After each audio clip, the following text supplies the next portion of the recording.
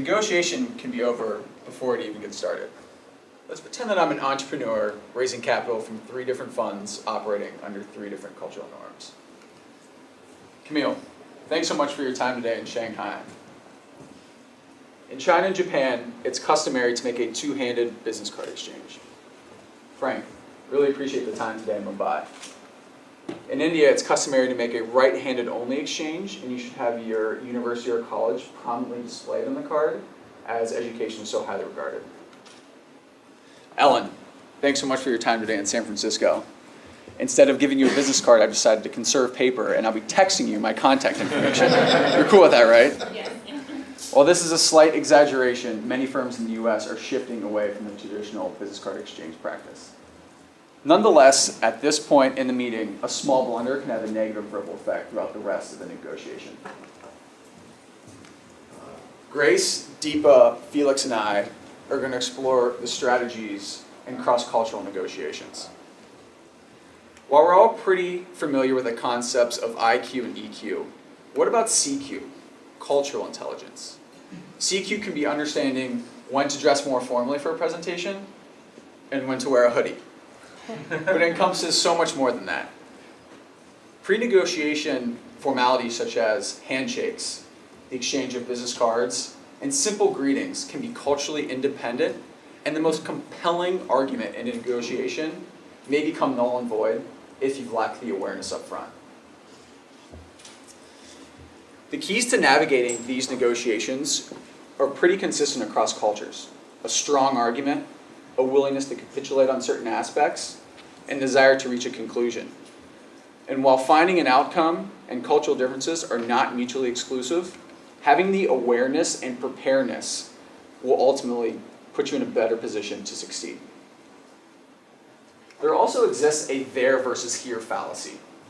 People wrongfully assume I have no plans of raising money or doing business in Russia anytime soon.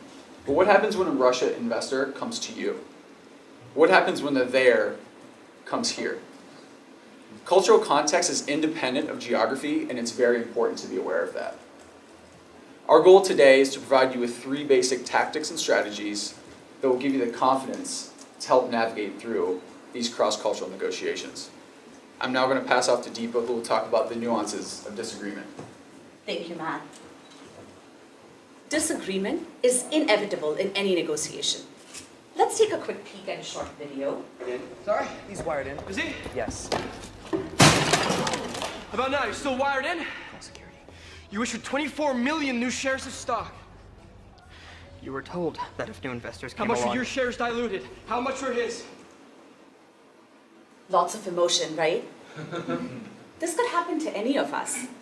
And what makes this more complicated in a cross-cultural context is the fact that the way disagreements are expressed varies significantly from one culture to another. Researchers say that there are 2 essential characteristics of how disagreements are expressed. One is how confrontation is expressed, and the second is how emotions are expressed. So for example, if you're in a negotiation with your Russian counterpart, there's a strong likelihood that he or she will disagree with pretty much every single thing you say. Because from their perspective, that is an open invitation to have an animated and lively discussion. On the other hand, if you're in a negotiation with a Mexican counterpart, you may want to soften the disagreement so that you don't run the risk of completely shutting down the conversation. So if you have any plans of co-organizing a trip to Oaxaca with Jaime, and you're negotiating the terms and the itinerary, you may want to approach it along the lines of, Jaime, I'm not sure I quite understand this, or could you explain this a little bit more? Researchers also say that negotiators have an assumption, which is a fallacy, that emotional expressiveness goes hand in hand with confrontation. And that's not always the case. Your German counterpart may be very open to confrontation, but only so long as it's expressed calmly and factually. On the other hand, your Indian counterpart may be polite and soft when it comes to confrontation, but will wear their emotions on their sleeve. So now that we're aware of these different cultural nuances and contexts, how can we be prepared for a cross-cultural negotiation? Linguistic experts say that the key is to analyze verbal cues. And they specifically highlight two types of cues, what they call upgraders and downgraders. Upgraders are words like absolutely and completely that help you strengthen the disagreement, whereas downgraders are words like maybe, just a little bit, that help you soften the disagreement. So the key really is to make sure that you analyze and understand these verbal cues within their cultural context so that you're able to adapt your reaction and your response accordingly. That will help you be more successful and more effective in establishing that early connection with your negotiator.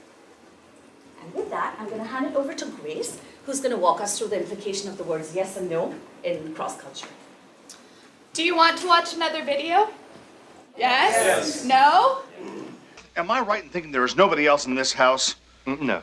Then there is someone else in this house. No, sorry. I said no meaning yes. No meaning yes? In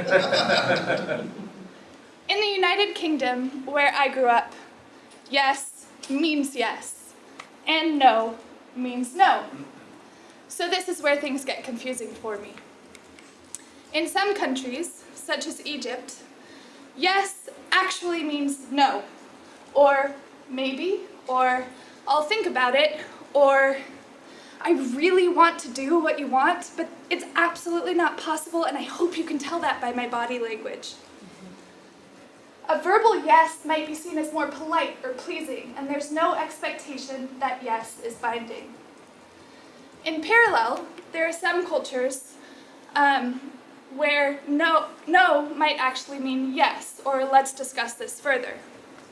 Wait, let's say you're doing a negotiation with a French person, let's say Claire, and she responds to a question with no. She might actually mean yes. She just wants to debate it a bit further. So, if yes means no, and no means yes, don't ask yes or no questions. Instead of saying, can you do this for me? Say, by when will you be able to do this for me? And if you just have to ask that yes or no question, make sure to analyze tone and body language. For example, yes is very different than yes. Now that we've discussed the difficulties of yes and no questions, I'm going to hand it over to Felix, who's going to discuss problems with putting things in writing. Thank you, Grace. So Deepa and Grace immerse you into the challenges of what a negotiation has in terms of oral communication. But what about what we put in writing and whether we have to put it into writing? You know I don't do contracts. But what you do have is my word. And it's stronger than oak. So in the countries on the left-hand side of the screen, especially in Africa and Asia, a word is stronger than oak. But in other countries, the one you have on the right-hand side of the screen, we like to put things into writing. So let's take the US, for instance. Guys, here in the US, you like clarity and repetition as a way to make sure that the other party understands what you were negotiating about. So Tomas, if you go back to Guatemala, that I'm sure you will be doing that, and you lead the procurement division at your family business, don't be surprised when you negotiate with your American suppliers and they send you an email with a list of things you have agreed on, and even ask you to reply back to them by saying, yes, I agree with that. They do that, and you guys do that, and we do it in Western cultures because we want to protect ourselves against potential eventualities, and because we want to build trust with a counterpart that we don't necessarily know. As opposed to that, in Africa, in countries like Nigeria, and for those of you who want to go into Africa and work there, business people will take an email or a contract as a sign of disrespect, and also as a sign of lack of trust. They want you to be flexible. Be flexible around two things. First, to take a contract, an oral contract, as a direct contract. And secondly, to take an oral contract as something that is flexible and can change over time because circumstances change. So the third piece of advice for you on how we want you to be prepared is actually to ask your counterpart to prepare the first draft of the contract so that they feel more comfortable with it. And remember one thing, in some countries around the world, a contract is not binding at all. So by now, you're probably a little bit overwhelmed by all the advice, the countries, the references, the friends that we have from France, from different countries. We want you to remember 4 things. The first one is you have to analyze the verbal cues and adapt your reaction to the emotion you are perceiving from the other party. Second thing is avoid yes and no questions, as Craig said. And third thing is please ask the other party to write the first draft of the contract if you have to do so that they feel more comfortable with it. But if we want you to remember something, it's the APS framework. Be aware of the differences, be prepared for those differences so that you can be more successful next time you are negotiating in a different culture. Thank you very much, and now we'll be happy to take any questions you may have.